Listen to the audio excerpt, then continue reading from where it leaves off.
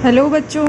तो आज हम आमाराइट ग्रीष्मकालीन प्रायोजना में कक्षा 7वीं के प्रायोजना फाइल कैसे तैयार करें और उसके सभी प्रश्नों के उत्तर इस वीडियो के माध्यम से हम प्राप्त करेंगे। आमाराइट ग्रीष्मकालीन प्रायोजना, इसमें आपको प्रश्न 1, अपने परिवार की वंशावली का निर्माण करें।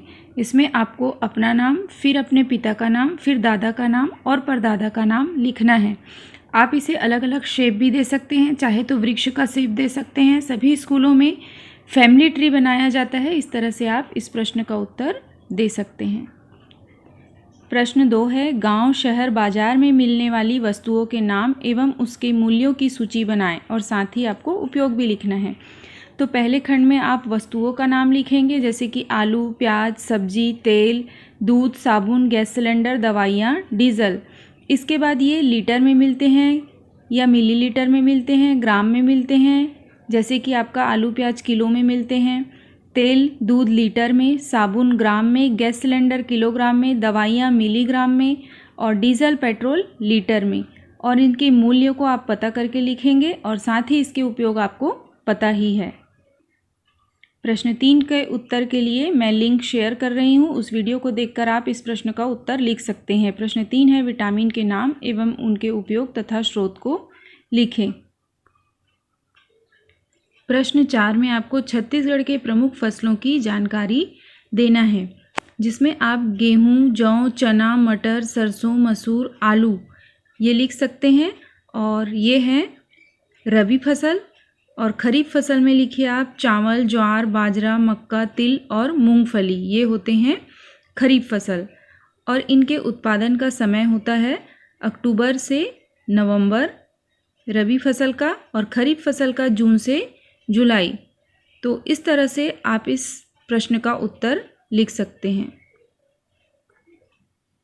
प्रश्न 5 में आपको विभिन्न प्रकार व्यवसाय का नाम हिंदी एवं अंग्रेजी में लिखें, जैसे चिकित्सक को डॉक्टर, वकील को एडवोकेट, शिक्षक को टीचर, अभियंता इंजीनियर, कार चालक ड्राइवर, सुनार गोल्ड स्मिथ, मोची कॉबलर, जादूगर मैजिशियन, मिस्त्री मैकेनिक, संपादक एडिटर, माली गार्डनर, दंत चिकित्सक डेंटिस्ट, सफाई वाला क्लीनर, बढ़ई कारपेंटर, मुंशी लिपिक, क्लर्क, रसोइया को कुक, चित्रकार को पेंटर, नाई को बार्बर, किसान को फार्मर, मछुआरा को फिशरमैन, इन लोहार को ब्लैक स्मिथ। तो इस तरह से आप इनके नाम हिंदी एवं अंग्रेजी में लिख सकते हैं और उनके कार्य भी बता सकते हैं।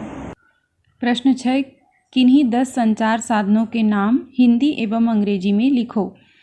इसमें आप computer, laptop, mobile, television, radio, अखबार, मल्टीमीडिया, ईमेल ये सभी लिख सकते हैं और इनके नाम अंग्रेजी में आपको लिखना है और साथ ही आपको इसके उपयोग पता ही है। जैसे कंप्यूटर से हम वीडियो एडिटिंग भी करते हैं और पढ़ाई भी करते हैं स्टडीज़ के लिए, और बहुत सारे हमारे टेक्निकल यूज़ के लिए कंप्यूटर उपयोगी है। टेलीफोन जो कि हमारे एक संचार का माध्यम है, हम एक दूसरे से बातचीत कर पाते हैं। मोबाइल, जिससे कि हमें दूरी का पता ही नहीं लगता है, ये।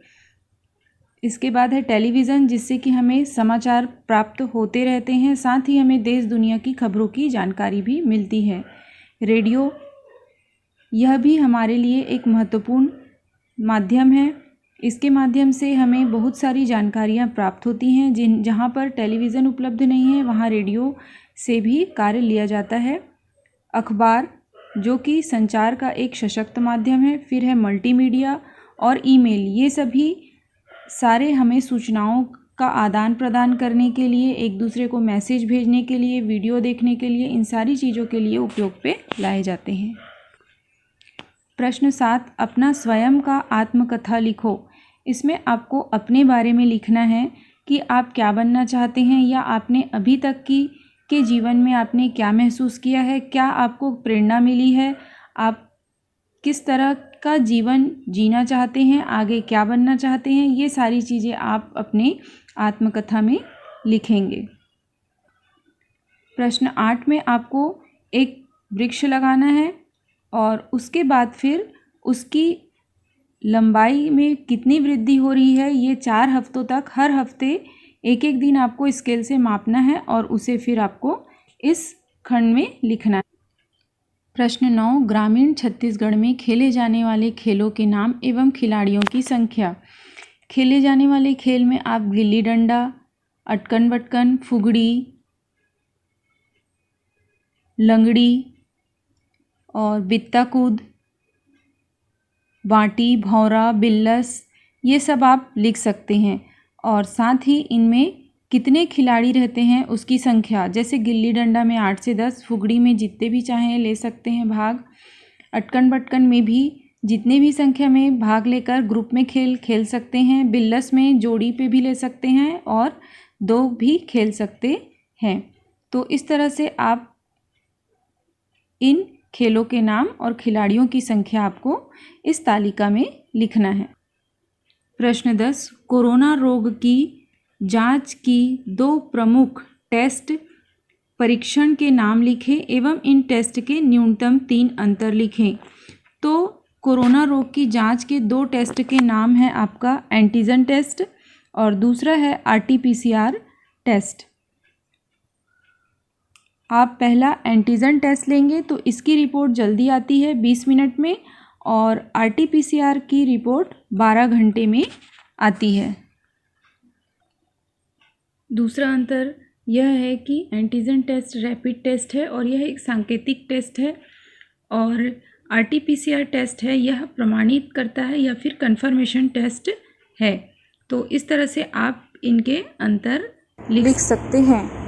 प्रश्न 11 है, अपने मन से सामान्य ज्ञान के कोई 10 प्रश्न बनाएं एवं अपने साथियों के साथ मिलकर उसका उत्तर ढूंढें। तो इसमें आप बहुत सारे प्रश्न लिख सकते हो, जैसे कि छत्तीसगढ़ में कलचुरी वंश का वास्तविक संस्थापक इनमें से कौन है? तो कलिंगराज। इसी तरह से आप छत्तीसगढ़ का सबसे गर्म स्थान कौन सा है?